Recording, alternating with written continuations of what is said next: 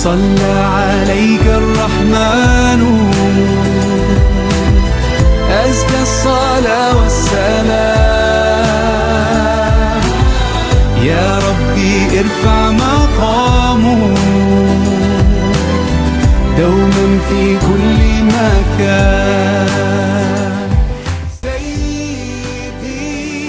Assalamualaikum warahmatullahi wabarakatuh. Perkenalkan, nama saya Luciana Hidayah dengan NPM 2231060091, salah satu mahasiswa Prodi Psikologi Islam semester 7 mata kuliah Psikologi Lingkungan. Saat ini saya sedang berada di Masjid Raya Al-Bakri, Bandar Lampung.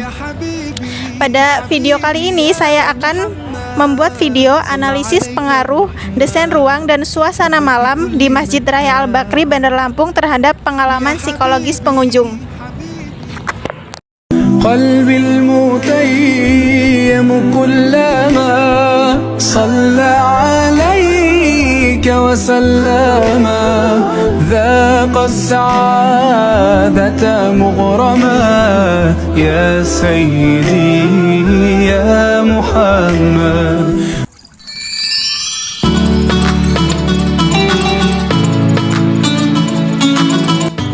Alun-alun Masjid Raya Al-Bakri yang terletak di Bandar Lampung. Ruang publik ini menyatu dengan area masjid dan menjadi tempat yang sangat sering dikunjungi oleh masyarakat, baik untuk beribadah, bersantai, maupun melakukan aktivitas rekreasi ringan. Dari perspektif psikologi lingkungan, alun-alun ini menarik karena memadukan fungsi sosial, spiritual, dan rekreasional dalam satu ruangan yang terbuka dan luas. Secara fisik, alun-alun ini ditandai oleh permukaan granit yang rata, bersih, dan aman untuk berbagai kegiatan. Terlihat juga beberapa petugas kebersihan yang sedang melakukan pembersihan air hujan di beberapa titik-titik lantai yang tergenang air. Di beberapa titik juga terdapat pepohonan atau vegetasi yang memberikan nuansa hijau dan menciptakan area teduh yang lebih nyaman, khususnya pada siang hari. Secara umum, kebersihan lokasi cukup terjaga dan petugas kebersihan rutin berkeliling terutama di sekitar masjid dan jalur utama. Pada siang hari, pencahayaan alami sangat kuat. Mereka membuat area terlihat terang dan terbuka. Namun karena sebagian besar ruang merupakan area terbuka tanpa naungan, pengunjung sering memiliki titik-titik teduh di bawah pohon atau di sisi bangunan masjid. Panasnya area terbuka di siang hari mempengaruhi pola aktivitas pengunjung, di mana sebagian besar memilih untuk tidak berlama-lama berada di bawah sinar matahari langsung. Tata ruang alun-alun cukup teratur. Jalur pedestrian menghubungkan parkiran, pintu masuk masjid, dan area berkumpul. Ruang terbuka di bagian samping sering dimanfaatkan untuk aktivitas bermain anak, sementara area dekat vegetasi lebih banyak digunakan pengunjung untuk duduk, beristirahat, atau mengobrol, atau sekedar berfoto. Rancangan ruang yang lapang membuat pergerakan pengunjung relatif bebas, meski pada jam ramai atau beberapa titik tetap terlihat padat.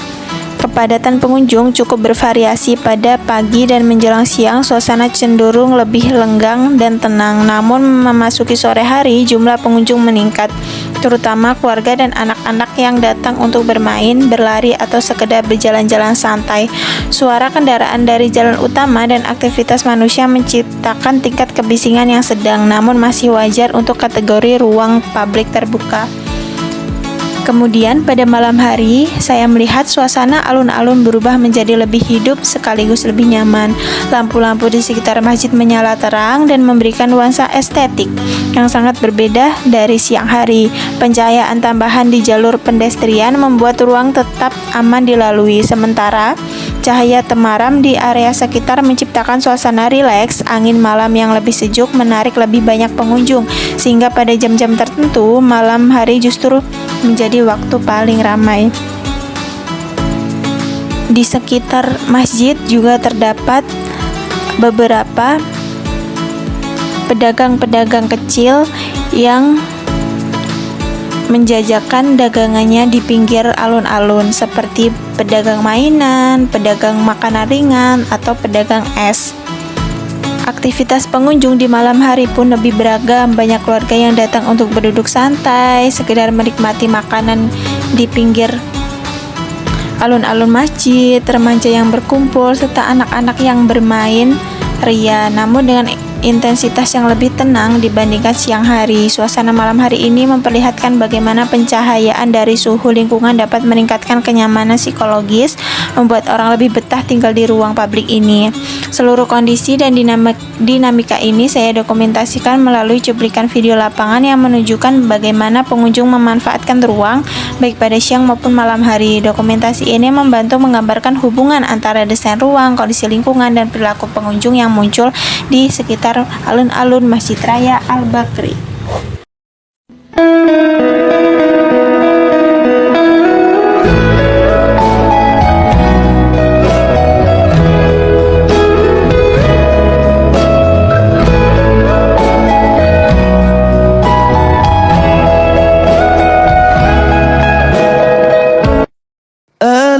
الهجرة رحلة هادينا حمل الإسلام لنا دينا.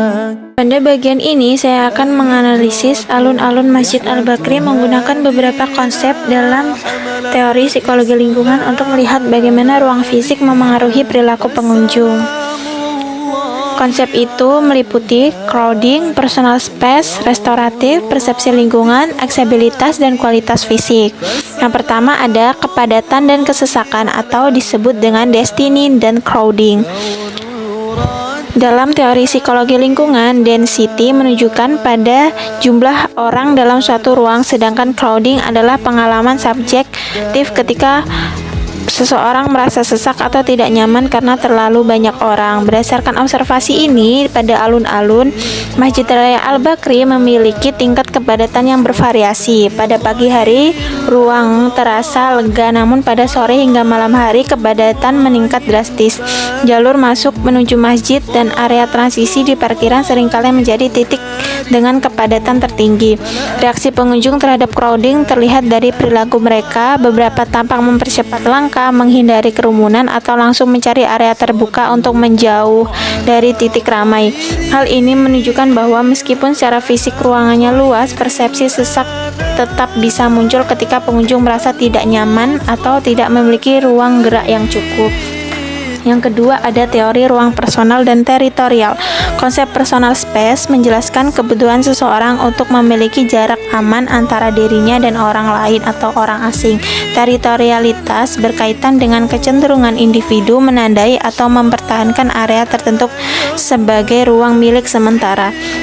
Yang saya lihat di alun-alun Masjid Raya Al-Bakri ini, ruang personal terlihat sangat jelas pada perilaku sederhana. Ketika pengunjung duduk di bangku panjang atau di lantai granit, mereka cenderung memberi jarak 1 hingga 2 meter dari orang asing. Bahkan di area ramai, mereka tetap berusaha menjaga batas fisiknya, ditandai dengan peletakan barang-barang atau benda-benda pribadi mereka di sekitar tempat mereka duduk. Hal itu menunjukkan bahwa tempat duduk ini sedang memiliki atau menjadi ruang personal mereka. Sementara itu, bentuk teritorial lain muncul saat keluarga atau kelompok kecil menguasai area tertentu, misalnya bentang tikar, spot foto tertentu, atau area bermain anak. Mereka menata barang-barang seperti tas botol, minuman, atau sandal untuk menandai ruang tersebut sebagai wilayah kelompok mereka. Ini sesuai dengan teori bahwa manusia secara alami mencoba menciptakan ruang aman di tengah ruang publik. Yang ketiga ada teori restoratif lingkungan atau Attention Restorative Theory atau ART, menunjukkan ruang tertentu dapat membantu memulihkan kelelahan mental dan memberikan ketenangan psikologis. Ruang yang restoratif biasanya memiliki unsur natural, pencahayaan lembut, dan suasana tidak terlalu bising. Di alun-alun ini, efek restoratif paling terasa pada sore dan malam hari.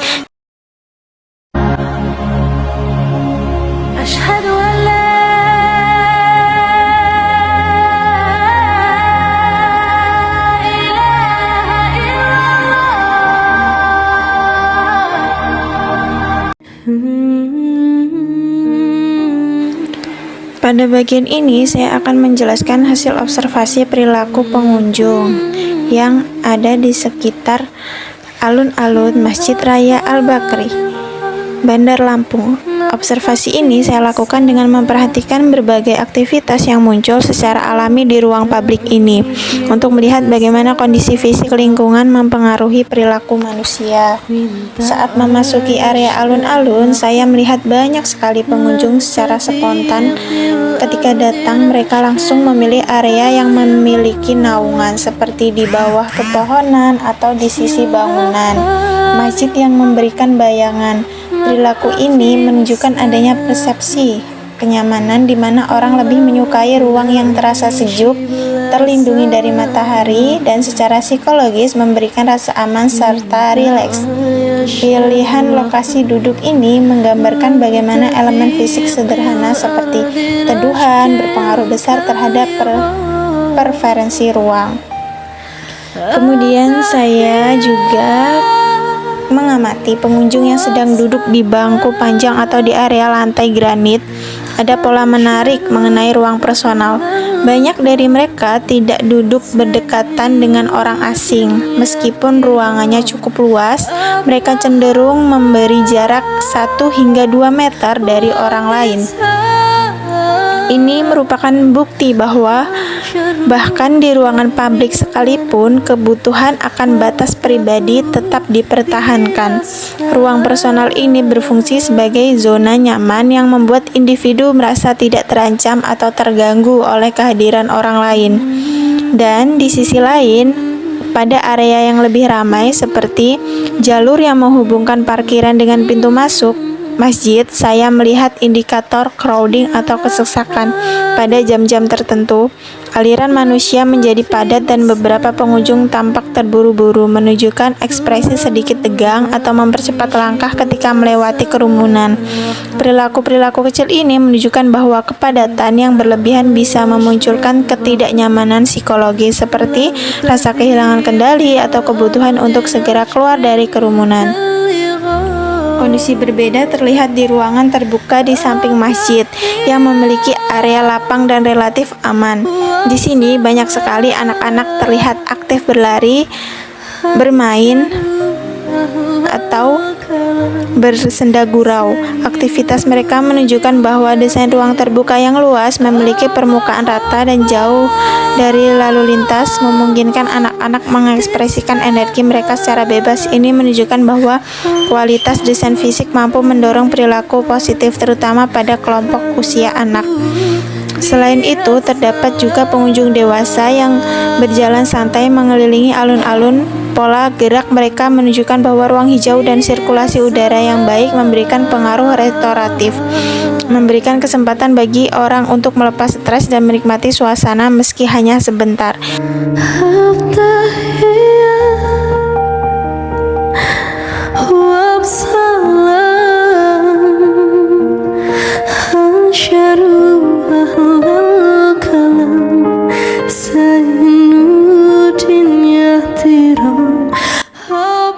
Dari analisis ini dapat disimpulkan bahwa Masjid Raya Al-Bakri tidak hanya berfungsi sebagai tempat ibadah, tetapi juga sebagai ruang publik pada malam hari yang memiliki dampak positif terhadap psikologis pengunjung.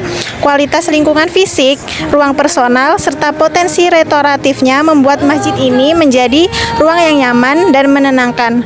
Saya merekomendasikan penambahan area duduk yang lebih banyak dan penataan vegetasi pada taman untuk meningkatkan kenyamanan pengunjung.